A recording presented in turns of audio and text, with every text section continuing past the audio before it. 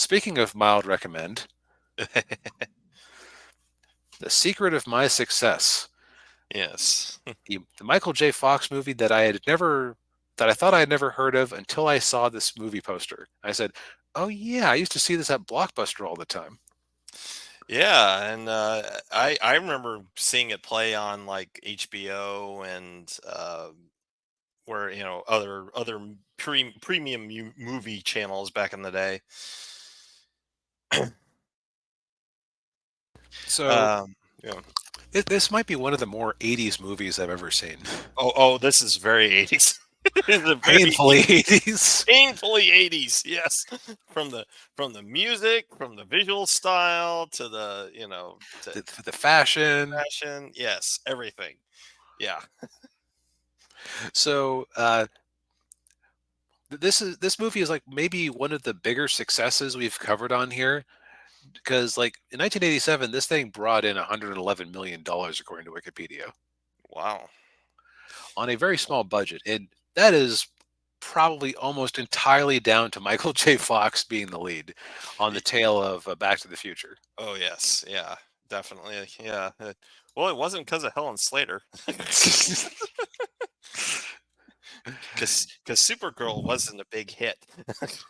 Oh, that was her. That was Okay. her. Yeah, yeah. Okay. So the secret of my success is a very odd workplace comedy is the way I'll put it. Mhm. Well, yeah. Well, you should probably mention why we watched this movie in the first place. So the algorithm on Netflix can sometimes be very literal with its recommendations. Yeah. So we watched the Hudsucker Proxy, and I log in, I'm looking at the movies, and it's like, oh, what's this? You like movies about quirky guys from Middle America who become CEOs or Yeah. become executives in New York? And we're working in the mailroom. And, yeah, who started in the mailroom? Yeah. Like it's almost like funny how similar this movie is to Hudsucker Proxy if you just describe it. Yeah, it is. Yeah, but that's where the similarities end, though. Yeah. So the movie starts off, and it, it has a very odd style. Like, or I don't even It, want it to say distinctive. It's like, yeah, I felt like I was watching a John Hughes movie. Because John yeah, Hughes, his movies the movies he directed were a lot like that, where he'd have like characters breaking the fourth wall and just the visuals, the visual like the way he's blocking the shots of everything. Like it reminded me that like I was watching, I'm sitting going, did John Hughes to direct this movie? And then I looked at it, and he wasn't involved in it at all. It was actually directed by the guy that did Footloose. right. So that's Yeah. that makes it interesting right there. Like the movie starts off, and it almost feels like it has a thesis, but it also doesn't, because it's Yeah. like it starts off with his parents who are farmers from Kansas, Yeah. um, interviewing like a it's almost like a prelude to things like The Office, where it's like they're interviewing an unseen interviewer. Yeah. Yeah, they're talking about how they don't like, they think it's weird that he wants to that their son Brantley is wants to go off to New York, make it in the big city. And the dad's like, "Oh, there's nothing in New York you want to see," and the wife goes, "Well, how do you know? You've never been." Yeah, yeah, yeah. And so yeah, so he heads off to New York, and so part of the reason he does is because he supposedly already has a job lined up, Hmm. and and then he goes in and he sees that everybody's packing up, and then Yeah, he talks the to the guy, company and got he's like, hostile, taken over. "Yes, yeah, it's a bit like uh, Jordan Belfort in the Wolf of Wall Street. Like his first day as a trader is Yeah, Black Monday." yep. So he's in New York, and now he's got a hunt for a job, and he of course before he left, his mom told him about his uncle, uh, although I couldn't figure out how he was his uncle. Um, Yeah, there was a lot of marriage, but like the marriage had dissolved, but he's still kin. Kin is he, kin. kin is kin. Yeah, like, oh, okay. And so he's struggling to find a job, and it kills me. One of the job interviews, he's talking to the HR woman, and he's like, "Oh, I'll do anything. I'll be whatever you want me to be. Just just let me get this job." She's like, Are you? Can you be a minority woman?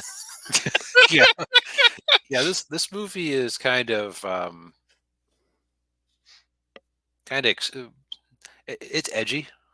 It is, yeah. And what's funny is that the particular edge it has is actually still edgy in 2024. Yes, yeah. Well, the funniest part of the whole movie, well, I guess I'll save it for like the spoiler section, but it's when he's in the phone booth talking to his mom. Yeah, yeah.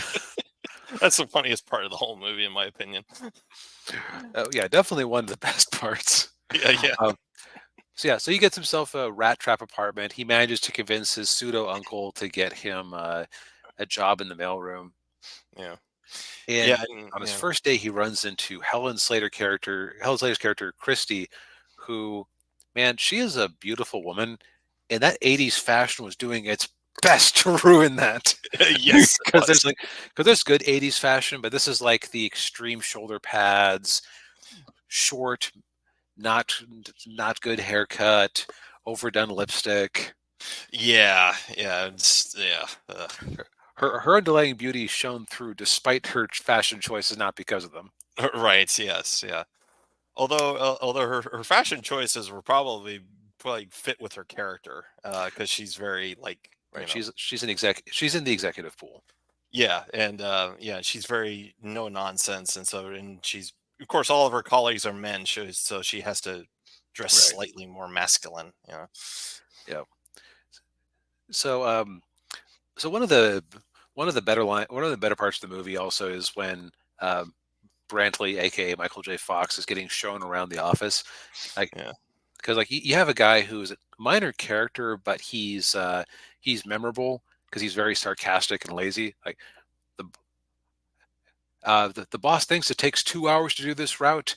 It takes me 30 minutes. yeah, And of course, the company is slashing some budgets because they're worried that they're about to get a hostile takeover. And one of the people cut is an executive from what part of their usual mail route. yeah, And Michael J. Fox basically decides, you know what?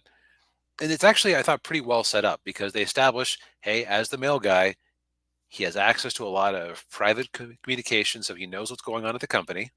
yeah, His education actually suited him to this sort of. I don't think they ever exactly say what their product is, but like some sort of manufacturing company with a bunch of transportation hubs that he is obsessed with trying to streamline, or is obsessed with trying to build up, I should say. yeah. It sounded like they have a lot of eggs in a lot of baskets. Yeah. Yeah, Um, and so he decides, one day he's in that office that's been cleared out.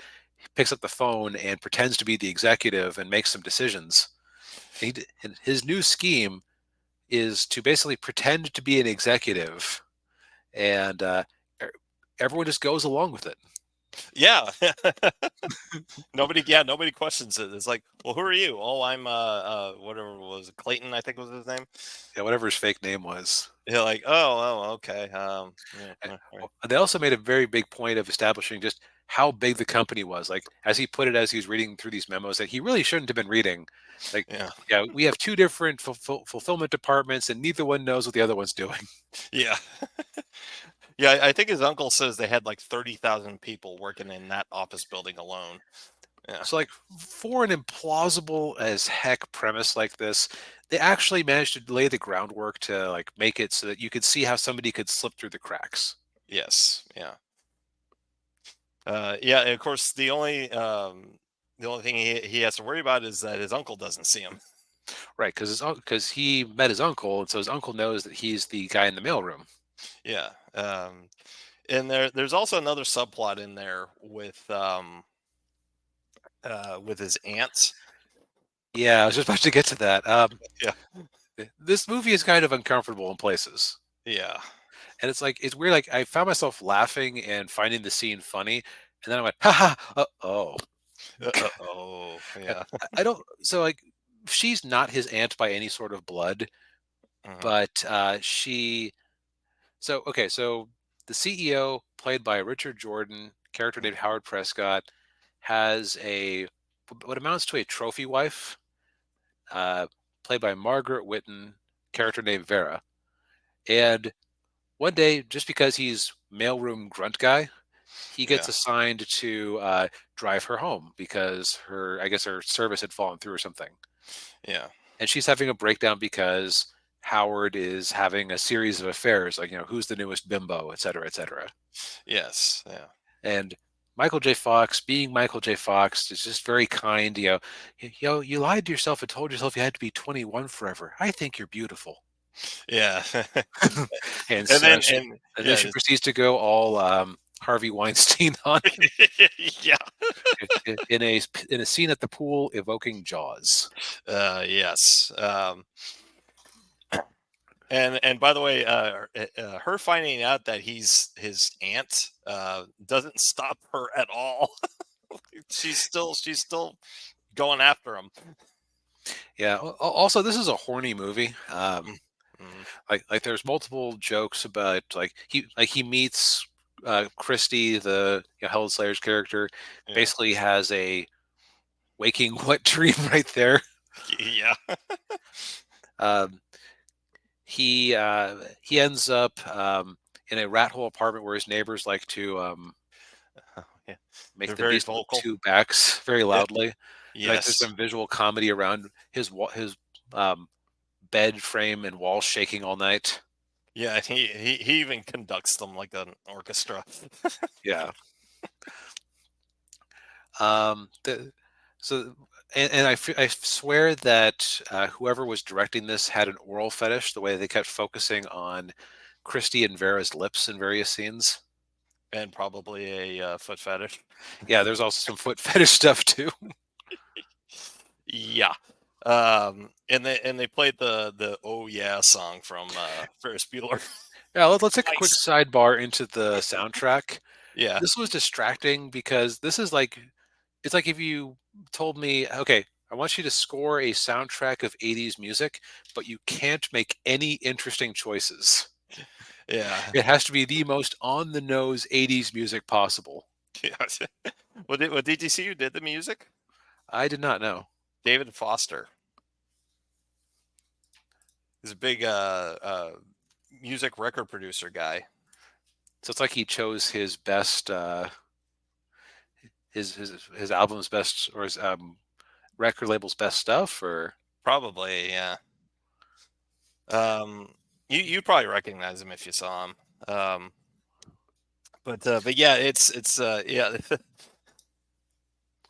Yeah, the music, yeah. Although didn't I think you mentioned too that the theme song was actually nominated for an Oscar for best song.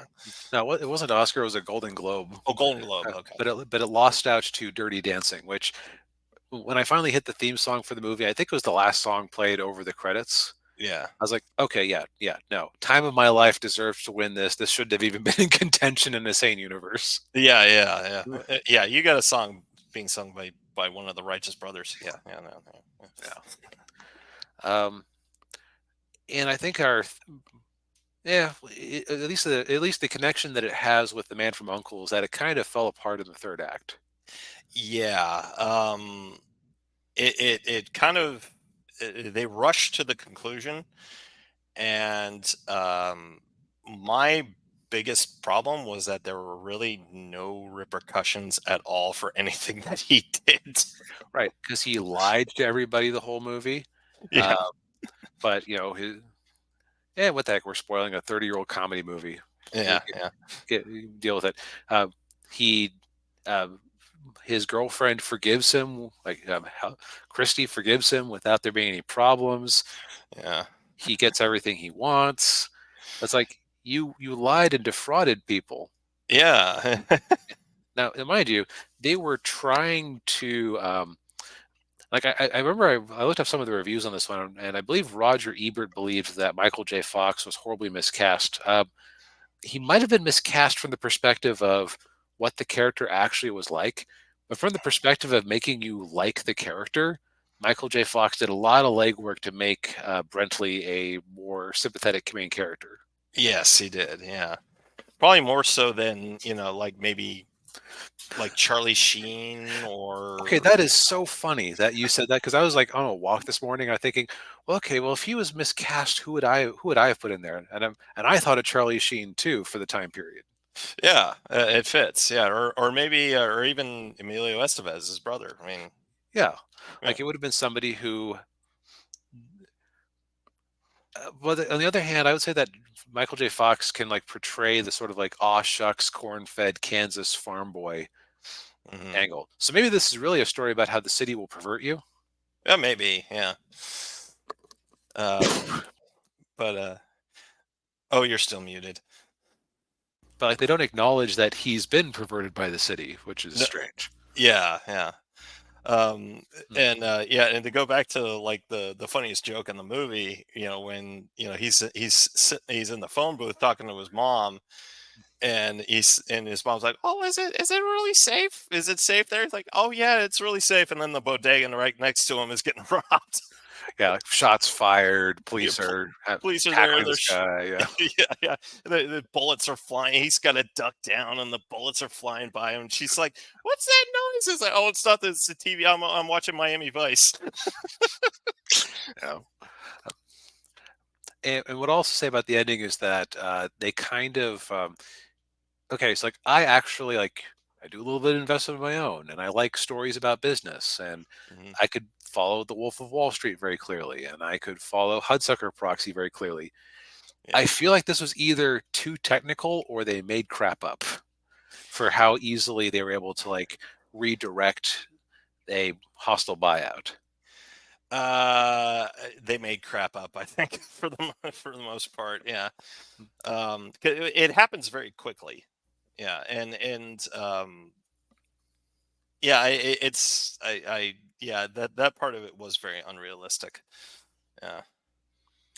Though we did get to see Fred Gwynne as one of the shark Wall Street people, Yeah. who people might remember as the judge from My Cousin Vinny, and also as the original Herman Munster. Yep. Yeah. So that was nice to see him. Yes. Yeah. Yeah. It's always a pleasure to see him. Yeah. But so what I would say with this one is that I think I like it more than I should have, and I think that's because it kind of did its job as a comedy. Where, like, while there was the grape scene in the pool that was kind of uncomfortable, like I found myself thinking, okay, but what if it had been what if it had been Helen Slater and Richard Jordan in that pool? Would it have still been framed as funny or been funny? Like, well, Uh. no. No. No. Yeah. It's Yeah. only funny because it was a cougar going after a younger man, which is a bit of a double standard on my part. Yeah. I think so. Yeah. I think I agree with you on that. Yeah. Um. But it was still shot in a funny way, and like there's a lot of this movie where it's like that's kind of out there, and that shouldn't be as funny as it is. Yeah. But Yeah. it's still, but I think I laughed out loud a couple of times, and I liked a lot of the dialogue. It was very snappy and quippy. Yeah. It was. Yeah. Like I would say this is probably like a mediocre example of my flavor of comedy that I enjoy. Mm.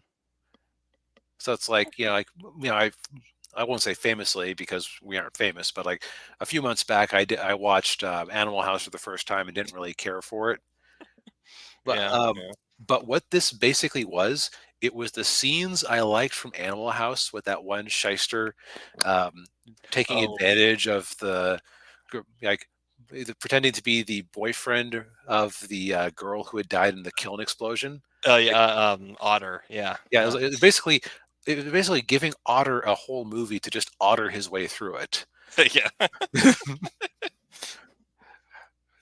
And so it's like, okay, you know what? This is basically the Oops All Otter edition of Animal House. Yeah. So that's probably why I enjoyed it. Yeah. Yeah.